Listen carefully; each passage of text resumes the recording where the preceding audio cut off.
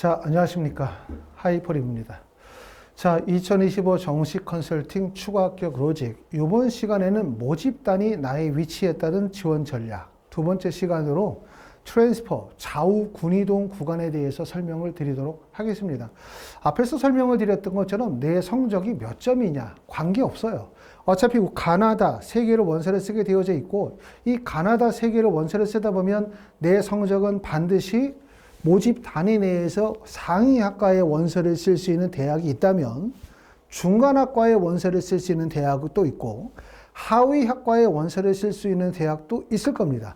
아마 지금쯤 여러분들이 모의 지원을 해보시면 내 성적으로 어느 대학 어떤 과 갈 수 있대, 합격 가능성이 높대, 이런 거 확인하실 거고, 그럼 그 학과가 과연 그 대학의 모집 단위 내에서 상위 학과냐 하위 학과냐 중간 학과냐, 이게 확인이 될 거예요. 그렇죠. 그렇기 때문에 모든 학생들이 가나다군에서 in, transfer, out 구간에 있는 것이 아니라 어떤 학생들은 다 트랜스퍼 구간에 몰려있을 수도 있고 어떤 학생들은 다 인 구간에 몰려있을 수도 있어요. 하지만 대부분의 경우는 이렇게 인 구간, 트랜스퍼, 그 다음에 아웃 구간에 몰리는 점수대는 없습니다. 대부분 다 그 구간이 인과 트랜스퍼, 아웃 구간이 몰려있는 경우들이 많아요. 물론 이런 구조를 갖추고 있는 것도 본인이 가지고 있는 점수의 경쟁력이 좋을 때 인과 트랜스퍼, 아웃 구간을 교차해서 갖게 되고, 이럴 때는 적극적인 상향 지원이 가능할 수도 있죠. 성적이 안 좋다는 것은 뭐냐면 어느 적정 대학의 중간 지점에 다 갇혀 있거나 하위 구간에 갇혀 있는 성적대일 때,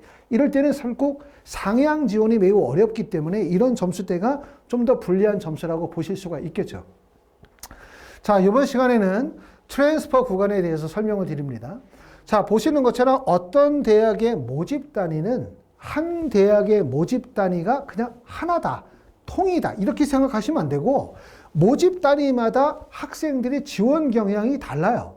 이걸 알아두셔야 되고, 보시는 것처럼 이 대학이 만약에 경희대학교라고 가정하자, 또는 서울대학교라고 가정하자, 이 대학이 세종대학교라고 가정을 하면, 첫 번째는 이 대학이 만약에 세종대학교라고 가정하면 세종대학교 하위 구간은 아래에 있는 대학에서 유입되는 지점일 거예요. 틀림없이 유입되는 지점. 붙으려고 원서 지원에 몰리는 구간이겠죠? 그리고 세종대학교 중간 정도의 학과가 되어지면 이때는 어떤 게가 되냐면 세종대를 합격하는 것은 분명해.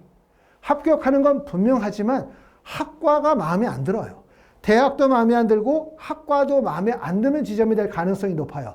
그럼 이런 학생들은 뭐냐면 좌우로, 다시 말하면 여기가 가군이라고 하면 나군과 다군으로, 여기가 나군이라고 한다면 가군과 다군으로 이동을 하면서 학과의 선호도를 높이거나 대학을 조금이라도 높이는 시도를 해야 되는 구간이 바로 트랜스퍼 구간이고, 그 다음에 그 윗구간으로 넘어가서 모든 대학의 상위 구간에 진입을 하게 되면 여긴 아웃 구간이라고 해요. 상향 이탈 구간이고, 아웃 구간에 들어가면 이 학생들이 이 대학이 마음에 들지 않아요.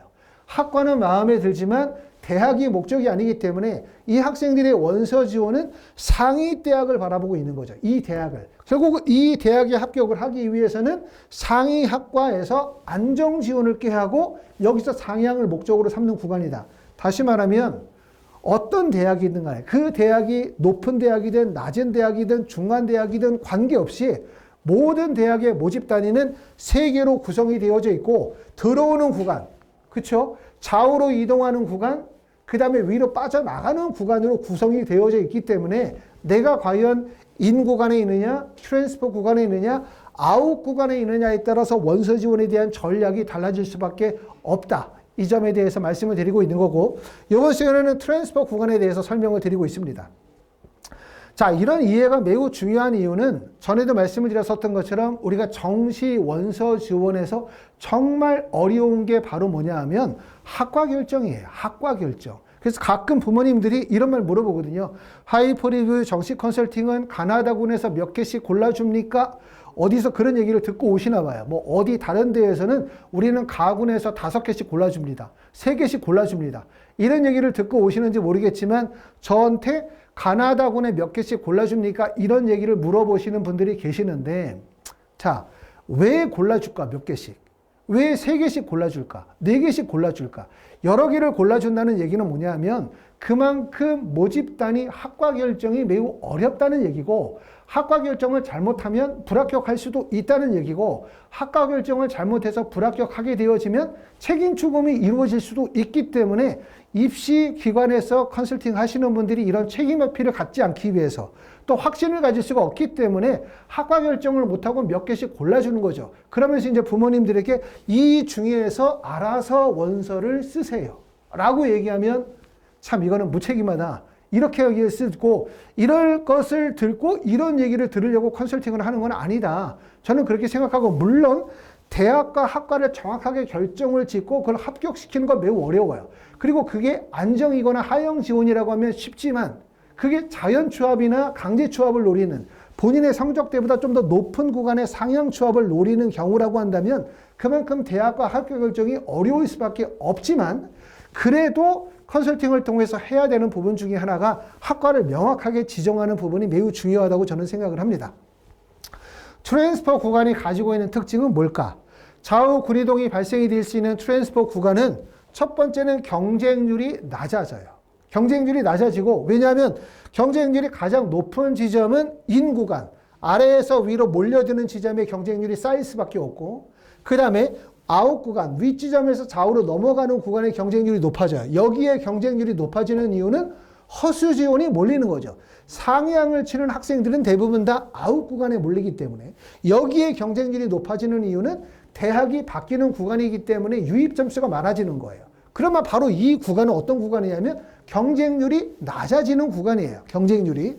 자, 그리고 점수의 폭이 매우 좁아져요. 왜냐하면 모집 단위 내에서는 상향 지원이 불가능하다. 예를 들어서 내가 이 대학에 원서를 쓸 수 있어. 그리고 내가 쓸 수 있는 점수가 395점인 학과에 원서를 쓸 수 있으면 붙을 가능성이 높은데, 내가 만약에 이 학과에서 상향을 해서 396점인 학과에다 상향을 친다고 가정하자. 붙으면 좋죠? 떨어지면 쭉 밑으로 가는 거예요. 그렇죠? 그렇기 때문에 결국은 이 모집 단위 내로 들어가면 합격이 목적이에요. 그리고 이 중간에 있는 학과들은 거기서 거기야, 대부분 다. 학과 선호도가 매우 높은 지점이 아니기 때문에.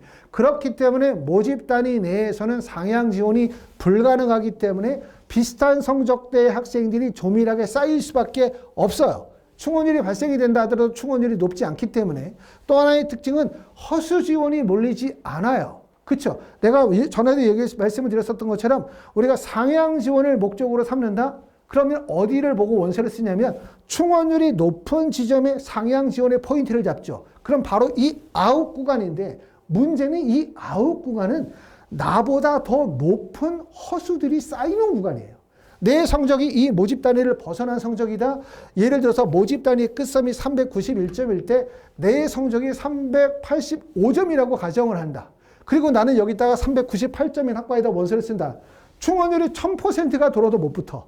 왜 못 붙냐면 391점에서 385점 사이에 엄청나게 많은 학생들이 다 어디에 원서를 써? 충원율이 높은 아웃 구간에 몰릴 수밖에 없기 때문에 모집 단위 내에 성적으로 들어가지 못하면 합격 가능성이 없다. 하지만 모집 단위 내에 성적 내에 나의 성적이 있다면 상향 구간의 취업을 노릴 수도 있다. 이렇게 말씀을 드릴 수가 있습니다. 그렇기 때문에 결국은 모집 단위 내에서는 상향 지원이 불가능하다는 특징을 가지고 있는 거고요. 충원율이 발생이 되어진다. 특히 인문계열 같은 경우는 좌우 군이동이 발생이 되면서 충원율이 발생이 되고요. 자연계열 같은 경우는 적극적인 유입 구간이라고 말씀을 드렸는데, 앞에서 인구간에도 설명을 드렸던 것처럼 인문계열을 어떻게 원서를 쓰냐면 하위 구간에서 이렇게 원서를 쓰는 거죠. 그렇죠? 하위 대학에서 바로 윗지점, 요 인구간으로 몰리지만 자연계열은 하위 대학에서 인구간으로 원서를 쓰지 않아요. 왜냐하면 하위 대학 상위 학과에서 상위 대학 하위 학과로 원서를 쓰지 않아요. 자연계열은 대학과 학과 결정이 일치해야 이동 가능성이 높으니까, 물론 경우에 따라서는 나는 이 대학의 상위 학과보다 차라리 이 대학의 하위 학과가 더 좋아, 이런 분들도 일부 계시겠지만, 인문계열은 대학 중심으로 이동한다면 자연계열은 대학과 학과가 일치가 되어야 이동 가능성이 높기 때문에 자연계열의 학생들은 조금 더 윗지점에다 상향을 친다. 결국은 뭐냐면 자연계열의 유입지점은 트랜스퍼 구간이고 인문계열의 유입 구간은 인 구간이에요. 그렇죠? 그러고 나면 이 트랜스퍼 구간 내에서 군이동이 발생이 될 수 있는 지점이라고 말씀을 드릴 수 있습니다. 자, 경쟁률을 한번 보면서 이해를 해봐요. 각 대학의 경쟁률이 가지고 있는 의미가 다르기 때문에 원서를 쓸 때는 경쟁률의 의미를 올바르게 이해할 필요가 있는데 한양대학교 자연계열의 경쟁률을 보고 계십니다. 한양대 자연계열의 가군, 한양대학교 자연계열 나군이 있어요. 보시면 가군과 나군 중에서 한양대학교는 어디가 경쟁률이 더 높나? 이렇게 보시면 한양대학교는 당연히 보시는 것처럼 나군의 경쟁률이 훨씬 높죠. 이건 기본적으로 이해되시죠? 한양대학교의 나군과 한양대학교의 가군은 다른 대학이야. 그렇죠? 한양대학교 나군은 연세대나 고려대로 이동할 수 있는 경로고 자연계에서는 연세대, 고려대가 가군에 있다면 그 다음 지점 3순위가 되는 것이 바로 한양대학교고 4순위가 성균관대가 돼요. 그만큼 한양대학교의 나군은 충원율도 매우 높죠. 충원율이 매우 높으니까 보시는 것처럼 경쟁률이 어떻습니까? 11.9, 8.8, 9.1, 7대1, 7.3, 7.7. 다시 말하면 경쟁률이 요 구간, 요 하위 구간을 제외하고는 대부분 구간의 경쟁률이 매우 높아요. 경쟁률이 이렇게 높은 이유는 고득점을 맞은 학생들이 한양대학교의 나군의 원서를 쓰면서 연세대나 고려대학교로 이동할 경로로 보고 있기 때문에 몰려드는 이유도 있지만 이 지점의 충원율이 워낙 높다 보기 때문에 허수 지원이 집중되는 구간으로 보실 수가 있어요. 성적이 안 되는 학생들이 합격을 노릴 때 충원율을 보고 몰리니까. 그렇지만 이 지점을 딱 이렇게 쪼개서 보면 이 밑에 있는 지점, 특히 수학과나 생명공학과 같은 경우는 앞에 있는 학과에 비해서 경쟁률이 절반 정도가 되는 거죠. 결국은 지점이 나눠지는 거예요.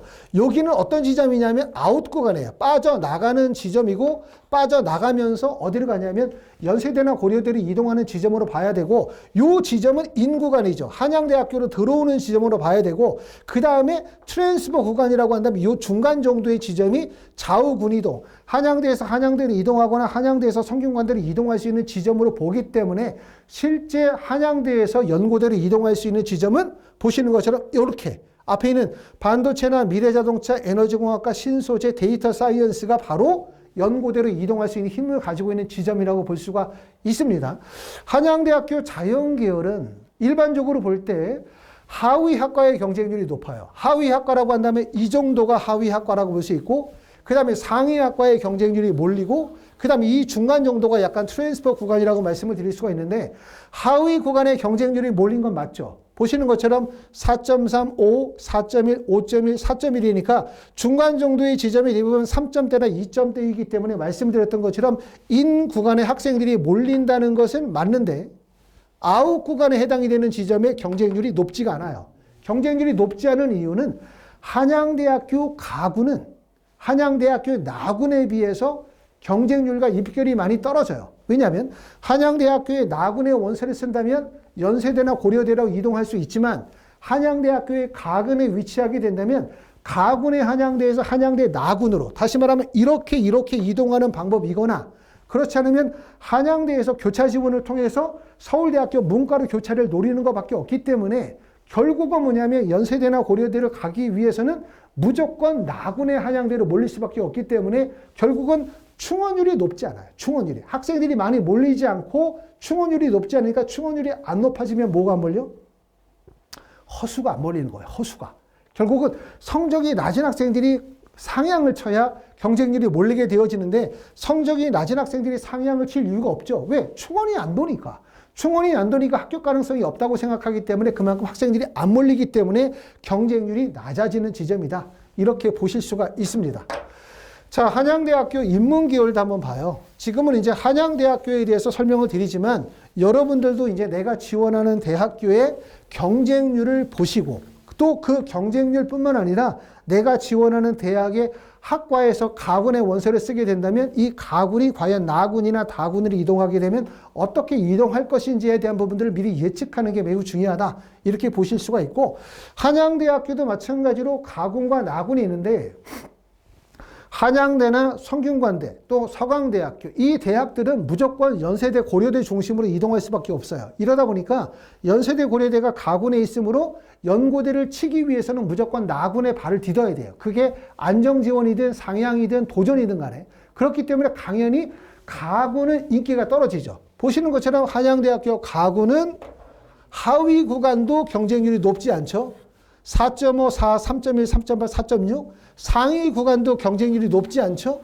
그리고 중간중간의 구간에서만 경쟁률이 높아지는데 중간중간 지점이 다 어떤 지점이냐면 사학과, 같은 학과들, 철학과, 그 다음에 교육공학과. 이 학과들의 특징은 어떤 거라고 볼 수가 있냐면 일반적으로 볼 때 경쟁률의 하락에 따라서 입결이 하락될 거라고 예상이 되어지거나 사람들이 생각할 때 일반적으로 낮은 과라는 인식을 가지고 있는 학과들은 학생들이 몰려요. 그렇기 때문에 낮은 과가 더 위험하죠.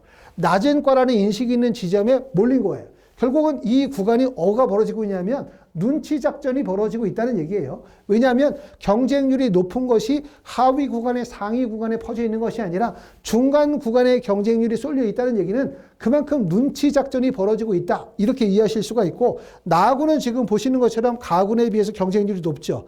반도체 보시는 것처럼 파이낸스 경영은 5.7대 1, 그 다음에 미디어 커뮤니케이션이 5.5, 관광이 5.5고 특히 파이낸스 경영이 5.7대 1의 높은 경쟁률을 보이고 있는 것은 바로 교차 지원이 이루어지는 시점이기 때문에 몰리는 지점으로 보실 수가 있고 한양대학교 나하고는 보시는 것처럼 경쟁률이 높지만 모집 단위 자체가 좁아요. 폭이 5개 학과밖에 되지 않고 파이낸스 경영을 빼고 나면 4개 정도의 학과 폭이 안 되기 때문에 그만큼 지원에 있어서 불리한 지점이라고 판단하실 수가 있을 것 같습니다. 자, 자연계열을 한번 보도록 하겠습니다. 이래서 만약에 자연계열 같은 경우에 내가 모집 단위의 중간 정도의 원서를 써야만 한다면 나는 과연 어디에 원서를 써야 될까? 내 점수가 407점 정도 된다고 생각하면 어디에 원서를 써야 될까? 그러면 407점이면 여기네, 여기. 그렇죠? 또 408점에다 원서를 쓴다면 바이오 시스템 정도가 원서를 쓸 수 있겠죠. 그런데 중요한 점은 뭐냐면 인문계열에 있어서 트랜스퍼 구간이라고 한다면 경쟁률이 낮아지고 좌우곤이 등이 발생이 되어지면서 하위 구간에 비해서 유리한 지점이라고 말씀을 드릴 수가 있지만 자연계열은 모든 대학에서 하위 구간을 벗어나는 이 트랜스퍼 구간이 실질적으로 학생들이 경쟁이 집중되는 지점이에요. 경쟁이 집중되는 지점. 하위 대학에서 원서를 쓰면 하위 대학 상위 학과에서 상위 대학 하위 학과에 몰리지 않는다. 대부분 다 하위 대학 상위 학과에서 상위 대학 중간 지점이 트랜스퍼 구간에 몰리기 때문에 학생들이 1차적으로 몰리는 지점이 바로 여기라고 말씀을 드릴 수가 있겠죠. 예를 들면 여기에. 그렇기 때문에 이 지점은 경쟁률도 높을지만 점수도 높고 그리고 이 지점은 점수의 구간 변동 가능성이 매우 높아요. 구간 변동 가능성이. 우리는 지구환경과학과가 낮은 과라고 생각하고 원서를 쓰지만 실질적으로 이 학과가 항공우주나 통계보다 저 점수가 높아질 가능성도 상당히 높다는 얘기죠. 그렇기 때문에 이 지점에 원서를 쓸 때는 뭘 제일 중요하게 봐야 되냐면 내가 지원하는 대학의 학과가 과연 가나 나나 다로 군이동이 발생이 되면 실제 얼마만큼의 학생의 이동 가능성이 있을지에 대한 부분을 파악하고 또 2023년도와 2024년도 입결의 변화에 따라서 순위 변동이 어떻게 발생이 됐는지를 보고 원서를 쓰시는 게 매우 중요합니다. 지금 보시는 것처럼 전년도에 9위부터 15위까지 구간에 있는 학과를 그 다음 연도 9위부터 15위까지의 학과 중에서 그대로 있는 학과가 어디 있는지를 한번 보는 거예요. 화학과를 보니까 그 전년도는 9위였다가 그 다음 연도에 15위까지 떨어졌죠. 순위 변동이 되게 크지만 이 박스권 안에 움직여요. 건축학과는 이 박스권 안에 있습니까? 여기 있네요. 하위에 떨어졌죠. 통계학과는 이 박스권 안에 없고 항공우주 여기 있고 그 다음에 생명과학부는 이 모집단위에서 위로 올라갔고 바이오 시스템은 모집단위에 없죠. 지구환경도 모집단위에 없죠. 그만큼 트랜스퍼 구간, 바로 이 구간도 자연계 같은 경우는 학생들이 밀집되는 구간이기 때문에 구간 변동 가능성이 매우 크다는 거예요. 구간 변동 가능성이. 그렇기 때문에 결국은 2024와 2023년도의 데이터를 비교 평가해서 원서 지원의 지점을 찾아야 되는데 여러분이 보고 있는 모든 데이터는 첫 번째, 모든 학과를 기본적인 표점에 따라서 순위를 정해요. 그렇죠? 인식에 따라서. 자연계로 얘기하면 제일 높은 과, 인문계는 무조건 경영이야. 그 다음에 자연계는 무조건 컴퓨터나 반도체야. 거기서 학과 순위를 내림하고 거기에다가 2024년도 입결을 바탕으로 해서 그 대학의 전년도 환산 점수를 기준으로 하는 점수의 변동 가능성을 적용을 시켜줘요. 하지만 2023년도나 2022년도의 변동 가능성이 적용이 안 된다는 거예요. 그렇기 때문에 여러분들이 우리가 2025년도 원서를 쓸 때 꼭 알아야 되는 게 2023년도에서 2024년도로 어떤 변화가 있었는지, 이걸 예측을 하면 2024년도에서 2025년도로 어떻게 변화가 발생이 될지를 예측할 수가 있어요. 왜? 많은 분들이 2024년도 데이터를 기반으로 원서를 쓸 수밖에 없기 때문에 그렇다는 얘기입니다. 자, 인문계열 같은 경우는 이 트랜스퍼 구간이 기회가 많은 구간이에요. 자연계는 트랜스퍼 구간에 집중적으로 몰리고, 사실상 이 트랜스퍼 구간이 자연계는 인구간이라고 말씀을 드렸죠. 학과 이동이 발생이 되어지면서 유입되는 지점인데, 인문계열은 이 트랜스퍼 구간이 대부분의 학생들이 인구간에 몰리고 벗어나면 이 트랜스퍼 구간은 좌우 군이동이 발생이 되어지면서 경쟁률이 낮아지고 좌우 점수의 편차폭은 적지만 허수지원이 몰리지 않고 충원율이 발생이 되어진다는 특징을 가지고 있기 때문에 바로 이 트랜스퍼 구간에 결국은 우리가 답이 있다, 이렇게 말씀을 드릴 수가 있고요. 하지만 인문계열들도 보시면 전년도하고 그 다음 연도에 이 구간 내에 몇 개의 학과가 있는지 보면 융합인재학과는 그 다음 연도에는 이 구간에 없죠. 교육공학과는 바로 옆에 있고, 문화 콘텐츠도 없고, 정치외교도 없고, 사학과는 상위가 올라갔어요. 그만큼 이렇게 모집 단위 내의 순위 변동이 매우 심하다, 이거죠. 이런 순위 변동을 예측하는 방법은 뭐냐면 전년도 2024년도가 아니라 2024년도와 2023년도 또는 2022년도 3개년도 데이터 변동을 통해서, 데이터 분석을 통해서 구간 변동 가능성을 보고 그 가능성에 따라서 2025년도에 구간 변동이 어떻게 발생이 될지를 보셔야 돼요. 그런데 자꾸 이렇게 점수를 따라가면서 보다 보면 하나의 점수만을 보게 되거든요. 상위 70% 평균값, 그 다음에 작년도 데이터를 기준으로 하는 원서 지원의 방향만을 따라가게 되기 때문에 결국은 2025년도 입시의 결과에 대한 부분을 예측하기가 어렵다, 이렇게 말씀을 드리고 있습니다. 자, 말씀을 드렸었던 것처럼 우리가 이렇게 그 모집 단위 내에서 나의 성적의 위치에 따른 지원에 대한 전략을 꼭 생각해야 되는 이유는, 모든 학생의 성적은 이 모집 단위 내에서 인이나 트랜스퍼 아웃 구간에 반드시 위치하게 돼요. 그랬을 때 과연 어떤 학과의 원서를 쓰는 것이 가장 좋은가, 여기에 대한 고민에 빠질 수밖에 없고, 대학 결정에 있어서 가장 어려운 부분이 결국은 학과 결정이라고 말씀을 드렸잖아요. 그래서 제가 말씀을 드렸었던 내용들을 잘 필기하시고 공부하시면 여러분들이 대학을 결정할 때 현명한 결정을 할 수 있을 거라고 생각합니다.